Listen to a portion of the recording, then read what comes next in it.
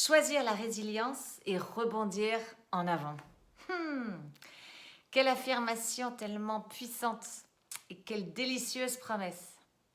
Mais comment je peux choisir, comment tu peux choisir ou vous pouvez choisir d'être résilient pour votre projet, pour votre vie, pour vous-même, pour votre business, pour votre équipe.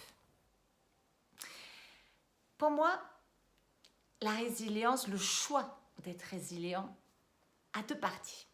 Première partie, c'est faire le choix de faire ce choix. C'est comme un petit peu, c'est aussi simple et en même temps aussi, je dirais, peut-être difficile ou polémique des fois dans nos vies de faire un choix, même si c'est le bon choix. Et on choisit souvent, des fois, parfois, vous verrez dans quelle catégorie vous avez envie de vous mettre, l'endroit qui est l'endroit le plus connu, qui est peut-être celui plein de boue, où on patauge et on est malheureux et on se plaint et on met la responsabilité de ce qui nous arrive ou ce qui pourrait nous aider à en sortir sur d'autres, sur des externes. Et, alors qu'il y a aussi le choix de reconnecter, de renforcer cette résilience qui nous est innée. C'est comme, par exemple, quand on a un verre d'eau. Ce verre d'eau est rempli à moitié d'eau. Et, et ben, certains d'entre nous, ou peut-être nous-mêmes, à certains moments de nos vies, on va choisir de voir le verre à moitié plein. Et donc, on va focaliser sur ce qu'il y a, sur ce qui est là, sur ce qui peut être produit et nourri, hydraté avec cette eau. Ou on va choisir de voir le verre à moitié vide. Et cette espèce d'angoisse que ce vide, d'anxiété, etc., que nous provoque ce verre à moitié vide, sans la capacité de voir l'autre moitié. Donc c'est ce choix-là qu'il va falloir commencer à faire. Un, c'est de choisir la résilience. Ce choix-là, personne ne peut nous enlever le pouvoir de faire ce choix, comme personne ne peut nous imposer de choisir ça. Ça vous est certainement déjà arrivé d'essayer de convaincre quelqu'un d'arrêter quelque chose, de voir avec une autre perspective et d'y aller avec un succès proche de zéro. Et vous êtes épuisé, c'est bien de l'avoir fait, d'avoir essayé, mais véritablement c'est un choix qui nous appartient. Alors comment on fait ce choix aussi? Est-ce que c'est facile de dire qu'est-ce que je choisis? Oui, ben c'est le choix. Alors le choix, c'est déjà comment qu'est-ce qui va vous aider à faire ce choix? Un, reconnecter avec le fait que vous êtes résilient. Nous sommes tous résilients. Point final. C'est un muscle que nous avons tous. D'accord? Donc, il n'y a pas de oui, elle c'est plus facile parce qu'elle le dit, parce qu'elle est très résiliente, elle a l'habitude, etc. Non. On est tous résilients. Oui, il y en a pour certains d'entre nous, ça va être plus difficile, ça va être plus de travail, ça va être plus parce qu'il n'est pas encore activé. C'est comme si je prends un bodybuilder et moi, au cours d'haltérophilie, ça va être plus dur pour moi. Ok, mais je vais pouvoir aller emprunter déjà son chemin, suivre ce qu'il a fait et arriver au même niveau et plus loin que lui. C'est juste faire le choix. Ok? Donc ça, c'est la première partie. Déjà, se souvenir, je suis résiliente. Point final. Deuxième chose, et ça, c'est mon petit exercice pour vous aider à faire ce choix. Et quand c'est dur de faire le choix ou quand c'est dur, on va voir la deuxième partie dans le choix. C'est un, faire le choix de choisir, mais deux, c'est aussi s'engager à maintenir ce choix, même dans les moments où il va y avoir des descentes. Ok? Donc, le petit exercice, c'est Prenez un papier, un crayon. Vous savez, hein, si vous m'avez déjà vu, pour ceux qui ne me connaissent pas et qui me découvrent dans cette vidéo, j'ai une passion pour mettre les choses par écrit. Pourquoi? Parce que quand on met les choses par écrit, sur un petit bout de papier, avec un crayon, sur sa tablette, sur son laptop, bah, du coup, on enlève les choses d'ici. Alors d'ici, je ne sais pas si c'est aussi votre spécialité, mais je pense qu'on la pratique tous assez bien. C'est ça marine là-dedans. Et puis ça tourne, et puis on arrive à nulle part. Donc déjà, on sort tout ce qui nous angoisse, tout ce qui... ou même les projets sur lesquels on travaille, les visions qu'on est en train d'essayer de définir. Et puis, il y a comme un embouteillage là-dedans parce que c'est petit. Donc, on met ça sur un papier. Et du coup, hop, deux choses. Un, il y a de la place.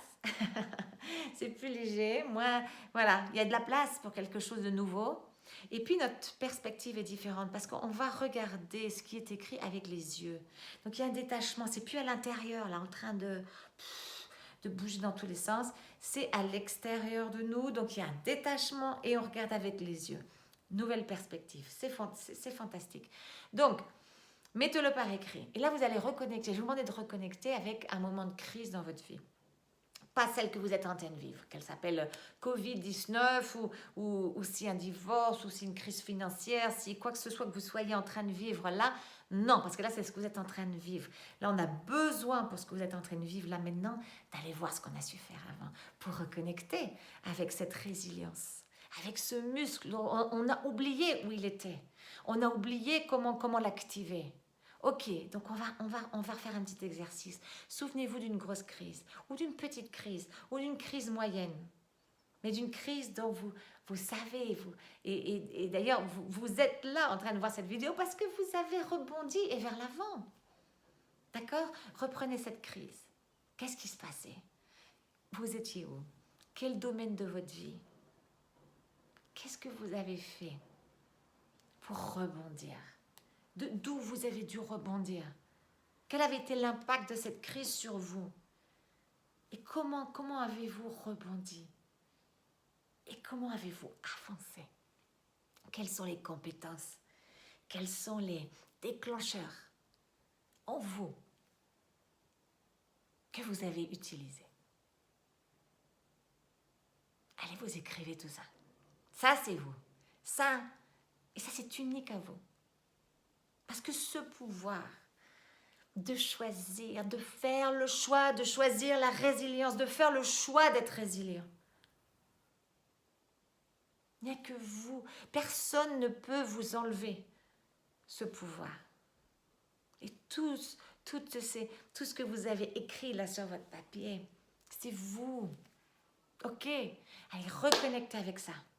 Comment est-ce que peut-être c'est cette générosité, ce courage, ce sourire, cette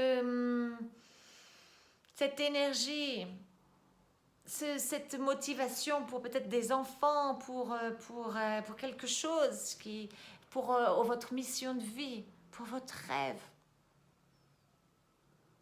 peut-être votre foi, qu'elle soit religieuse ou qu'elle soit cette foi que c'est possible. Voilà. Reconnectez avec ça. Mais quand vous avez ça, vous savez ça vous indique.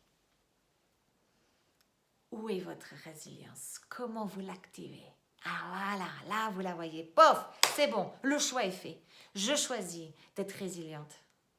Je choisis d'être résiliente pour rebondir vers l'avant. Ok, je ne sais pas comment je vais le faire. Tout de suite là, j'ai juste un ou deux éléments, mais je fais ce choix. Ok, deuxième partie.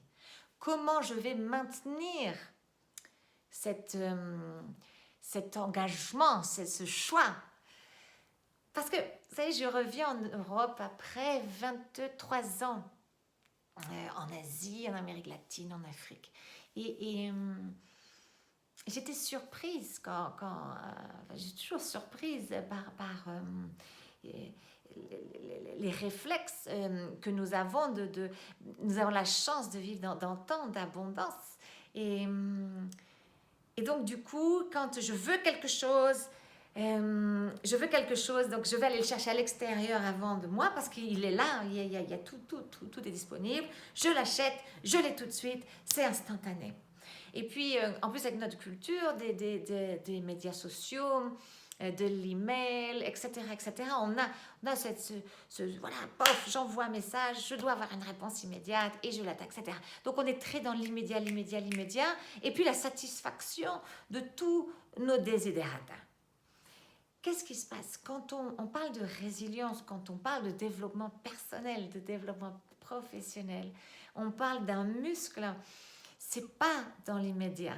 Même si on nous vend beaucoup de choses, devenir millionnaire en une semaine, résilient en 3 jours. Alors oui, vous allez me dire, mais Amélie, toi tu nous as fait devenir, comment c'était, résilience mode d'emploi sur 6 jours. Oui, des exercices à travailler et à refaire et à retravailler quand on va, hop, avoir des moments de flottement, des moments parce qu'on est fatigué, parce qu'une autre crise arrive, parce qu'on oublie les choix qu'on fait, et puis voilà, dans l'avancée. Écoutez, je lisais hier l'histoire de ce bodybuilder qui était dans une compétition il y a quelques jours et il a levé 380 kilos, il a voulu lever 400 kilos parce qu'il était à fond et puis c'était possible, et qu'est-ce qui s'est passé? Il s'est écroulé, il s'est cassé les 2 genoux. Il a eu une chirurgie, bon, qui visiblement s'est passée très très bien, mais voilà, ses 2 genoux sont cassés. Je me permets d'utiliser comme métaphore parce qu'en plus il est très inspirant. Il est sorti de l'opération, il a dit bon ben tout mon corps me fait mal, ça me fait mal de partout, mais allez hop, je suis là et on va avancer. Et lui, il va falloir qu'il aille chercher en lui des mécanismes de résilience qu'il n'avait peut-être pas utilisés jusqu'à présent. Je voyais que ses amis disaient, écoutez, il a besoin d'aide aussi économique, là, parce que pendant plusieurs mois, peut-être années, il ne va pas pouvoir reprendre son activité professionnelle. Donc, il va falloir qu'il connecte avec ses capacités, son muscle de la résilience, ses talents pour rebondir, se réinventer, retrouver d'autres aspects de lui qui vont lui permettre de rebondir vers l'avant. Donc oui, on a les exercices, on a l'intention, on a fait le choix. Et on va avoir des...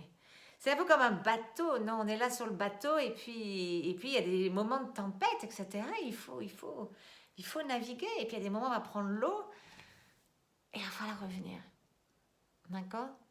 Donc justement, comme on parlait de comment maintenir cette barque, comment maintenir ce choix qu'on a fait malgré les petites secousses qu'on va avoir. Puis bon, on est tous un petit peu comme ça aussi, hein, quand ça va mieux du coup, parce qu'on fait un exercice. Ah oui, il y a un effet immédiat. Vous voyez cette vidéo, si ça vous parle, qu'est-ce que ça va faire? Ça va vous donner un boost d'énergie incroyable, vous allez faire l'exercice, waouh! Mais ça, c'est bien, ça, c'est normal. C'est parce que vous avez activé le muscle. Vous êtes au gymnase, vous faites ça et waouh, le muscle, déjà, il se voit plus, il se voit mieux, vous vous sentez plus fort. Vous avez pris 2 kilos de poids, vous avez pu lever 2 kilos de poids supplémentaires par rapport à hier. C'est bien sûr qu'il y a un effet immédiat. Mais comment on maintient ça et on va multiplier cet effet? Et bien, c'est en continuant l'exercice. En continuant l'exercice. Et quand ça va bien, oui, on profite et on est content, etc. Mais du coup, quand le jour où ça va aller un petit peu moins bien, on ne va pas se laisser dégringoler, on va se dire, hey, qu'est-ce qui se passe là? D'accord, j'ai profité de ce truc, je vais revenir à là où j'étais. Qu'est-ce que je peux faire pour revenir à ce moment où j'étais bien, je me sentais résiliente, ça avançait, etc. Ok? Comment je peux reconnecter avec mon choix et le maintenir? Alors, les outils, je vous ai sur ma page YouTube, ma chaîne YouTube, Amélie Speaks, en anglais, donc S-P-E-A-K-S. Vous avez trouvé, alors il y a toute une série résilience mode d'emploi dont je vous parlais, d'exercices et d'inspiration sur la résilience. Vous allez aussi trouver des webinaires sur la résilience. Alors ça, c'est vraiment... J'avais fait cette série Résilience Monde d'Emploi au début de la crise Covid. Donc, c'est vraiment, voilà, crise. Quels sont les petits exercices d'intelligence émotionnelle, de retrouver l'action, de retrouver la confiance en soi et ses capacités, etc. Ça, c'est vraiment orienté, cette résilience en temps de crise, la réactiver, la renforcer tout de suite, là, pour pouvoir avancer. Si vous voyez que le challenge, le défi que vous avez en ce moment est plus en lien avec le sens de votre vie, du pourquoi des choses et que vous avez du mal avec les circonstances qui ont changé d'avancer, parce que vous n'arrivez pas à trouver cet alignement, j'ai pas mal de ressources. Vous allez donc dans la playlist Amélie en français. Et là, vous avez trouvé, il y a toute une série de vidéos sur Exprime et évite ton empreinte. Il y a aussi pas mal de conférences que j'avais données. Sinon, vous verrez qu'il y a aussi beaucoup de ressources en anglais si vous êtes à l'aise avec ça. Il y a toujours la possibilité de mettre des sous-titres sur YouTube. Ça, c'est une chose. Deuxième chose... sur Instagram, Facebook aussi, je mets beaucoup d'inspiration. Là, je ne sais pas sur quel moyen vous êtes en train de voir cette vidéo. Et surtout, n'hésitez jamais à m'envoyer un email à connect, C-O-N-N-E-C-T, @ameliespeaks.com. De toute façon, toutes ces informations, je vous les mets dans le lien. Donc, si c'est sur Instagram, le lien dans la bio. Et sinon, dans les commentaires, n'hésitez pas à me contacter pour voir comment je peux vous appuyer, que ce soit à niveau individuel ou avec votre équipe, à faire le choix de cette résilience et à la renforcer. Pour ceux qui ne l'ont pas encore vu, j'ai aussi, et ça, je suis vraiment excitée avec l'engouement qu'il suscite et pour tout le travail que j'ai mis. J'ai passé toute l'année dernière à compiler toute mon expérience de former plus de 600 personnes partout dans le monde, des leaders, des professionnels, des artistes sur l'elevator pitch. C'est 60 secondes pour se présenter son projet, présenter son business. Et j'adore cet instrument. Et pourquoi je vous en parle dans une vidéo sur la résilience? Parce que c'est les moments où on a besoin de reconnecter avec qui on est, avec ce qu'on fait. On a besoin de rassurer nos clients sur le fait qu'on continue à avancer, qu'on rebondit. On a besoin déjà de se rassurer soi aussi, et de retrouver qui on est, ne serait-ce que quand on répond à cette question, quand les gens nous demandent « mais qu'est-ce que tu fais dans la vie ?» ou qu'est-ce que tu fais là maintenant avec le Covid, du coup, comment tu réagis? Qu'on ait quelque chose qui nous reconnecte avec notre résilience plutôt que avec notre anxiété, aussi légitime soit-elle. Donc, si vous avez plutôt envie de ce genre d'outils, alors bien sûr, contactez-moi. Je vais vous mettre de toute façon les liens pour la formation, parce que là, comme on est en période de lancement, en plus, j'ai envie de vous dire, profitez, parce que les prix sont fous. C'est vraiment, l'idée, c'est de l'amener et que vous l'utilisiez maintenant. Si vous voulez d'autres outils, des vidéos, etc., que cette formation, sur ma page YouTube aussi, sur ma chaîne YouTube, vous allez trouver des vidéos sur l'elevator pitch, les éléments essentiels, pourquoi c'est important d'en avoir un, des petits tips aussi, des erreurs que souvent on fait quand on répond à cette question sur ce que l'on fait. Donc voilà, n'hésitez pas à aller surfer et à souscrire à ma page, j'arrête pas de dire ma page YouTube, à ma chaîne YouTube, pour que vous puissiez être informés des vidéos. Il y en a très régulièrement, et que vous puissiez les écouter tout de suite quand ça fait du sens et quand c'est important pour vous. Et contactez-moi si vous voulez un programme plus personnalisé ou me poser des questions. Voilà. Faites le choix de la résilience et rebondissez vers l'avant, parce que vous l'avez déjà fait et vous allez le refaire. Et cette fois-ci, vous allez aller encore plus loin. Et quand vous faites ce choix, vous ne faites pas seulement ce choix pour vous, mais vous avez un effet multiplicateur. Donc quand vous faites ce choix, c'est votre équipe qui s'en inspire, c'est votre famille qui s'en inspire, c'est vos amis autour qui s'en trouvent plus résilients ou plus motivés pour eux aussi faire le choix